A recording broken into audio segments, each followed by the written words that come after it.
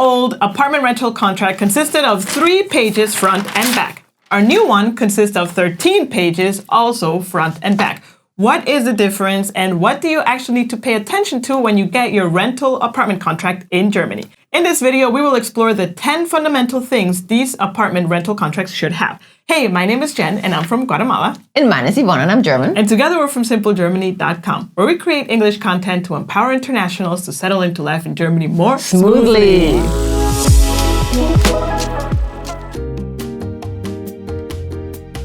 Let's first point out that apartment rental contracts are legally binding documents, and hence they are very strict and can be very intimidating. To be honest, even me, as a German who has rented before, this contract here with like these 26 different pages was very intimidating to me, and it took me 1-2 days and multiple back and forth asking questions of what this means and what this applies, and oh my god, this sounds like I'm going to be living in prison. That is true. And this is to point out that although, not always, right, but generally speaking, although the language in the contracts is quite strict, the reality is very different. We have the most kind and loving landlords, and even though they sound super harsh there, the reality is a little bit different. Doesn't mean that we can here graffiti paint our apartment and we can do everything that we want, because there are rules, of course, but it's not as strict as the contract makes them seem. Right. And the reason why the contract is in such official and strict language is because tenant rights in Germany are very strong, a lot stronger in a lot of other countries. Meaning once a tenant moved in, it's very hard for landlords to kick them out, to evict them. And because of that, of course, very strict rules and regulations need to be in place that in case the tenant misbehaves, the landlord has a right to also protect their property and get rid of the tenant.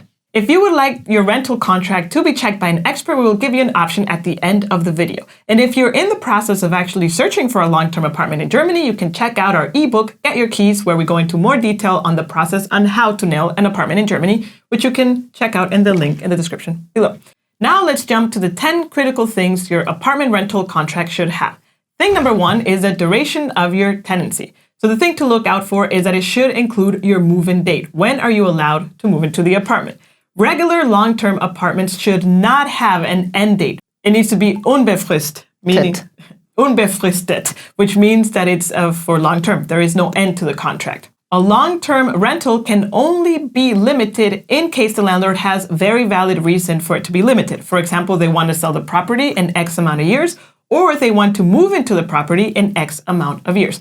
Short-term rental apartments are an exception to this rule. So leases, as you might know them from other countries that last a year or two and then you need to wait until they get renewed, do not exist in Germany. Number 2 that needs to be part of a rental contract is the exact description of the rental property. That of course starts with the exact address, but it also needs to include the exact amount of rooms, whether it has a balcony, a garage, a storage unit in the basement, any extra addition, anything that is part of the property that you're renting. However, contrary to popular belief, the rental contract legally does not have to include the exact square meter size of the apartment. So even though in your listing you might have had a square meter size, it does not have to be part of the rental contract. It can be, but it doesn't have to be. Now, number 3 is the personal information of both you as a tenant and your partner, in case you're renting the apartment together, and the landlord. Now, personal information is personal information. Some things that may be asked is your date of birth, your profession, and stuff like that. Usually what happens is that you need to present your ID cards to the person doing the contract, which could be the landlord or a real estate agent, and then they will write the information based on the information on your card. In our case, ours even has our ID number on it, which our previous contract didn't. No. So every contract is also different. But the current one is a lot more professional than the previous one. That is true. Number 4 that should be stated is the rental purpose. And I would argue that in most cases, in the context that we're talking about, it is for private use. And often the rental contract states that any other use needs to get the permission from your landlords.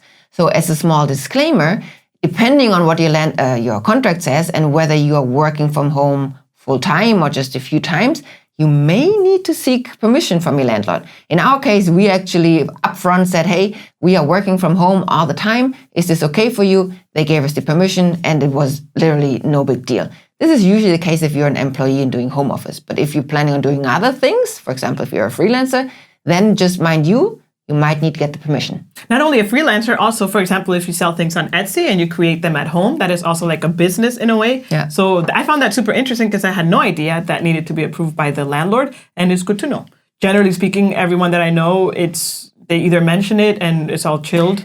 Again, this is something that is super black and white on paper, and in reality, it's a lot smoother. But in case you do get into a confrontation, the contract is binding, right? So again, better know that this is the case than be oblivious, because oblivious doesn't save you from legal rights. That is correct, madame. Number 5 is that it should include the Kaution. And Kaution is German for the deposit. And usually this is, not usually, by law, this can only be 3 times your cold rent. Cold rent is the rent without utilities, pretty much. And of course, it can vary. It can be 1 or 2, but maximum 3 times. And it should state the specific amount that you should pay and how you should pay it. If you're getting value out of this video, then please be sure to like it and also subscribe if you haven't yet and you like our work. And number 6 it should include is the rent and the payment details on how you should pay it. Now this has multiple aspects to it.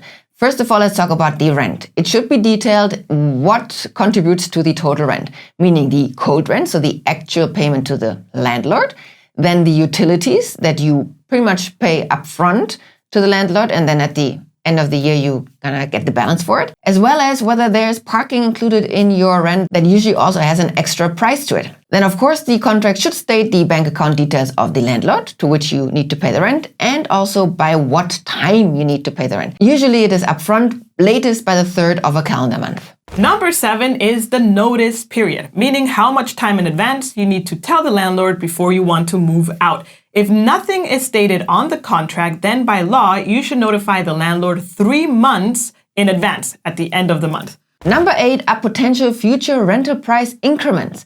Now, there are very strict rules in how far and how much and how often your rent can be increased in Germany as a tenant. And this can be already prearranged in your contract, or nothing is stated and then just the regular laws apply. This is one area where a lot of internationals especially don't have enough information whether what they're being proposed to is right or wrong. And this is a case that if you have any doubts, where you might want to book the rental contract review service from Philosophy just to be sure that your contract and also what is listed in the pricing, especially if you have increments in it, is legal. Yeah, so Philosophy is a real estate and a relocation agency that helps expats settle into life in Germany also more smoothly. And one of their services is this review of rental contracts. And it's important to point out here that they are not lawyers, so this is not a legal binding review. And in a 30-minute call, you will get a real estate expert having a look at your contract. They speak both German, English, plus Romanian.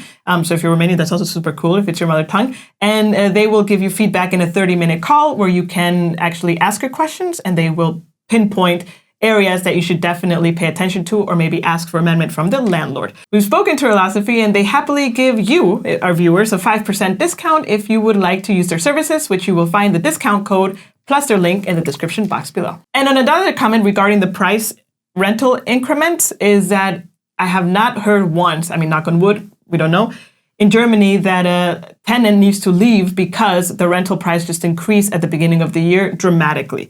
Versus, for example, I have family in the US who rents, and they have sometimes the issue that at the beginning of the year, the landlord says, oh, now your rent is $500 more, and that's what it is, and they actually have to move out and find a new apartment. So that I haven't seen that situation happen in Germany, for example. Because again, there are strict regulations on how much, how often it can increase, and there's caps, definitely. Yeah, so that's pretty cool.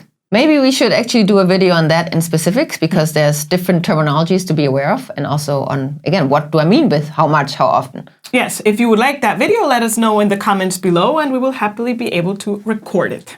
Number 9 is another favorite, also amongst Germans, favorite because there's a lot of talk about it, and that is repairs and maintenance.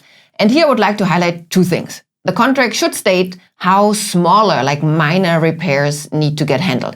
And what is common, also ours states it, that smaller repairs, that means anything that costs up to 120 euros per repair, needs to be covered by us, the tenants.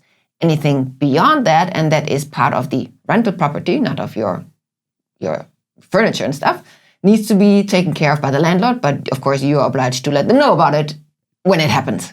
And the second aspect of this is that the contract needs to state how maintenance is being handled. And here the specific word in German is Schönheitsreparaturen.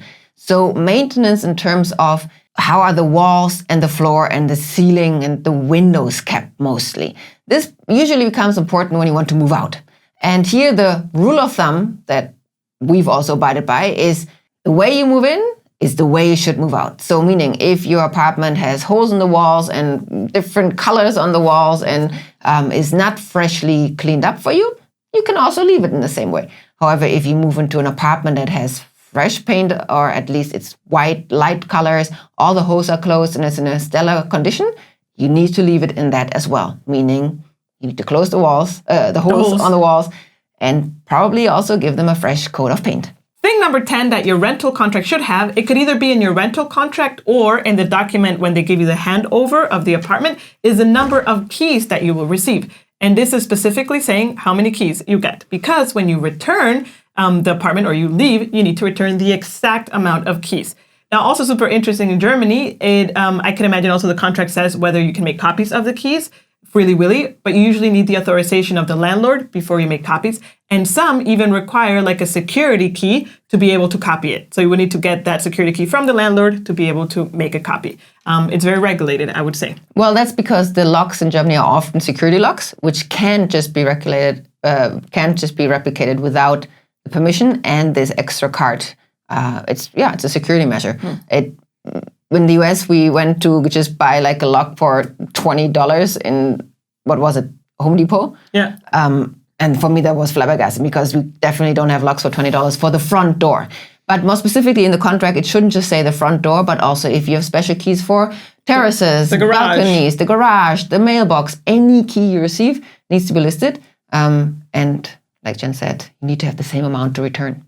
Now, these 10 clauses that we talked about in this video are just the tip of the iceberg. In our rental contract, we currently have 23 different clauses, which is a lot of information. If you want to have your contract reviewed by a certified real estate agent, then make sure to check out the service of Velocify, and with our link, you get a 5% discount at checkout.